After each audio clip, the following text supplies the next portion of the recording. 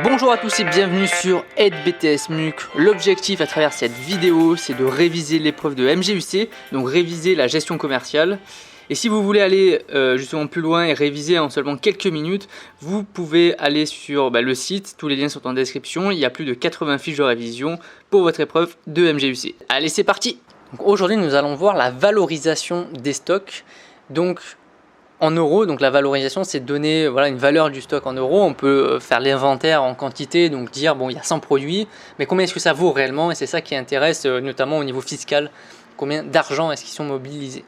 Donc l'objectif de la valorisation, il y a différents objectifs à travers la valorisation. Déjà, c'est de faire un inventaire qui est obligatoire au moins une fois par an pour toutes les entreprises.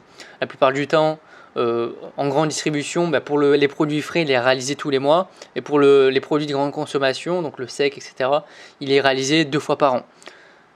Ensuite, l'objectif aussi, à travers la valorisation, c'est d'avoir un suivi sur toutes les entrées et les sorties. Qu'est-ce qui arrive, donc quelles sont les livraisons, quelles sont les ventes.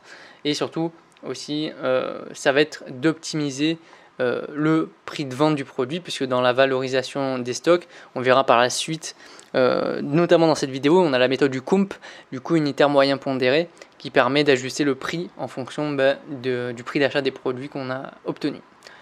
Donc, voici un tableau de gestion des stocks qui peut être utilisé un peu partout. Donc, qu'est-ce qu'on retrouve? On retrouve les entrées, donc les livraisons.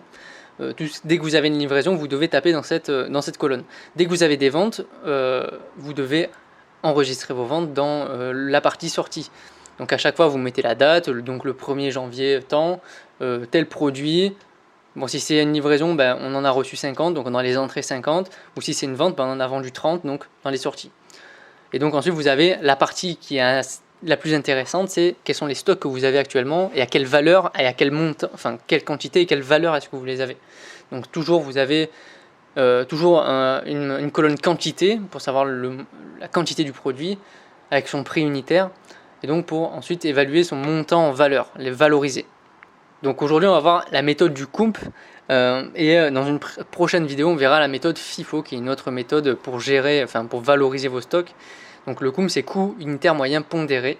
Donc on va voir ce que c'est. Donc voici une formule sans tableau, peut-être ça ne va pas vous parler, sauf si vous l'avez vu déjà.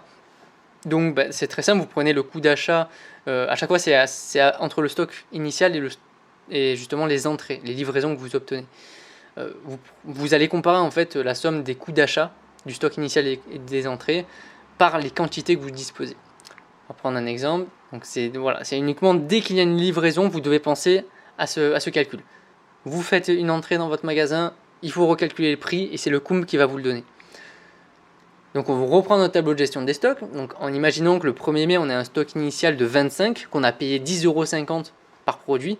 Donc on a un stock à 262,50 €. Le 2 mai, donc le lendemain, on reçoit une livraison de 15 produits. Mais attention, là, par contre, le prix unitaire du produit, c'est plus 10,50 €, il a évolué. C'est le cas des fruits et légumes qui évoluent constamment, mais c'est le cas d'autres produits.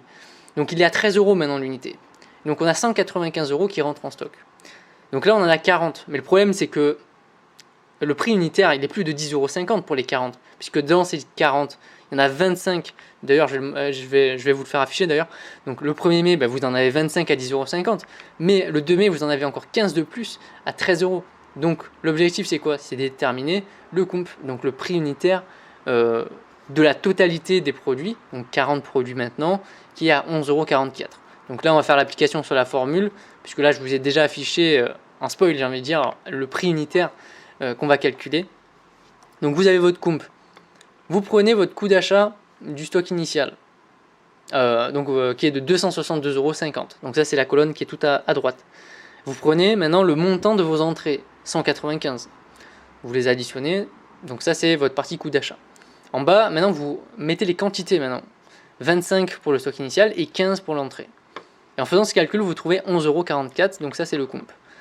Et donc maintenant, la vraie valorisation du stock que vous avez, donc vous avez 40 produits avec un prix unitaire moyen finalement, c'est 457,60 €. Enfin 457,60 € maintenant. Donc on a vu la partie des entrées, donc quand on a une livraison. Maintenant, quand on fait une sortie, comment ça se passe quand on fait une vente? On va reprendre notre tableau de gestion des stocks. Donc on vend 35 produits et donc Le prix de vente auquel on vend le produit, le prix unitaire, c'est le précédent prix de vente de la précédente ligne, donc 10,79 €. C'est pour ça que voilà, il n'y a rien qui change en fait. Quand il y a une vente, le prix unitaire ne change pas, c'est exactement le même que la ligne précédente dans la partie des stocks. Ça reste exactement identique et c'est ça qui est important à retenir. Quand vous avez une entrée, il faut se dire que le stock, le prix unitaire du stock, il change. Par contre, quand il y a une vente, en fait, on reprend juste le précédent. Donc il n'y a rien d'exceptionnel là-dedans.